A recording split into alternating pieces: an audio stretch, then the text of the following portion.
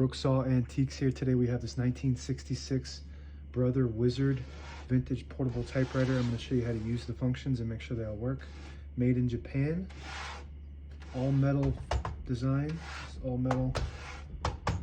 Very nice and sturdy. Up top is the adjustable paper guide. This helps you guide the page in straight. I'm going to put that around the edge of the platen, and this is the left margin. I'm going to set this around 1 or 2. And this right margin is around 75 or so. That gives it about a length of a page. And this is the paper support arm that flips up from the back like a switchblade. And this is the paper bale that sits on top. It's got 2 adjustable rollers and a scale.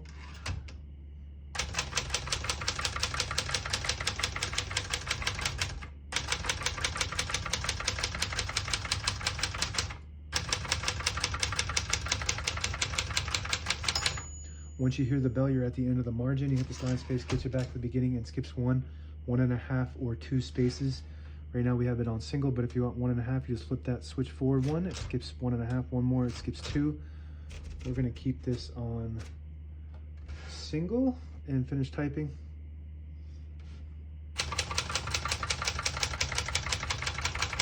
As you can see, all the keys type nice and none of them skip or stick. I'll type a sentence on the next line.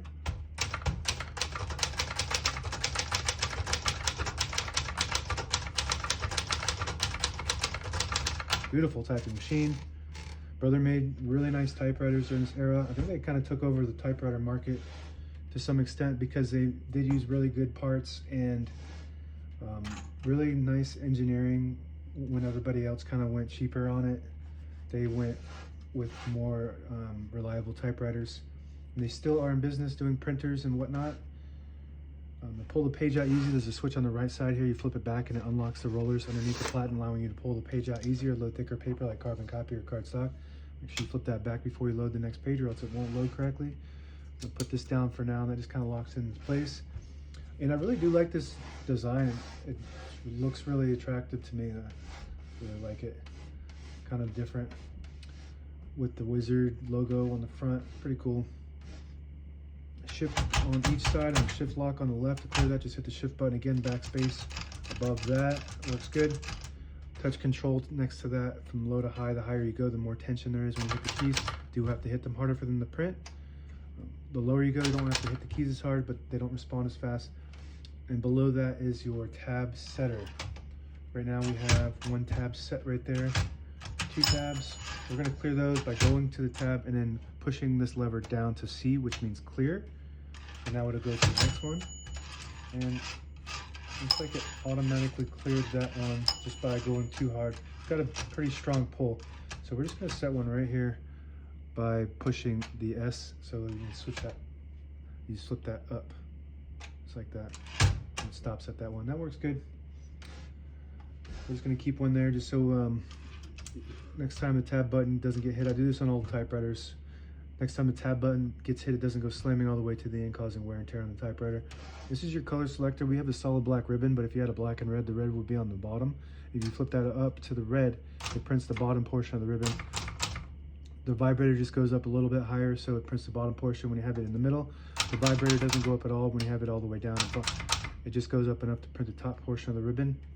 And this little arrow on the right side here is your margin release. When you get to the end of the margin, it blocks you from printing, but if you hit that margin release, you can go all the way to the end. That works good. And we're going to open the top here. Just kind of pops up, and it's got these hooks.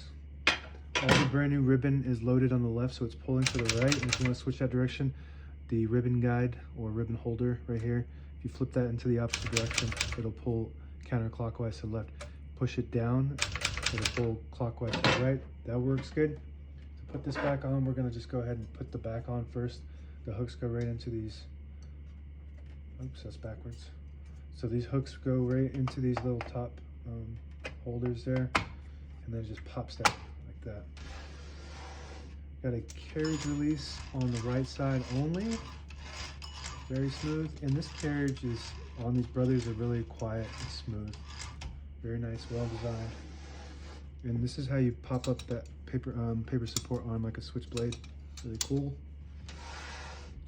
and it's got a carriage lock on the left side here. If you push it down, it'll lock the carriage.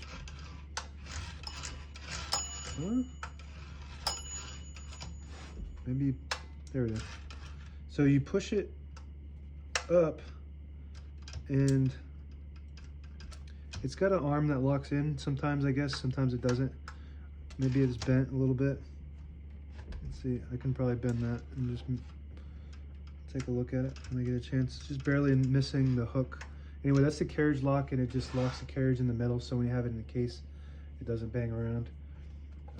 And if you, the lever behind this line space lever here, if you move that all the way back to the R, it disables the spacing, so you can get to an exact spot on the page. You move it back up to the 1, you get those clicks. Each one of those clicks is a half a space. And that's it. Now available on eBay or Etsy. Search Brooksaw Antiques.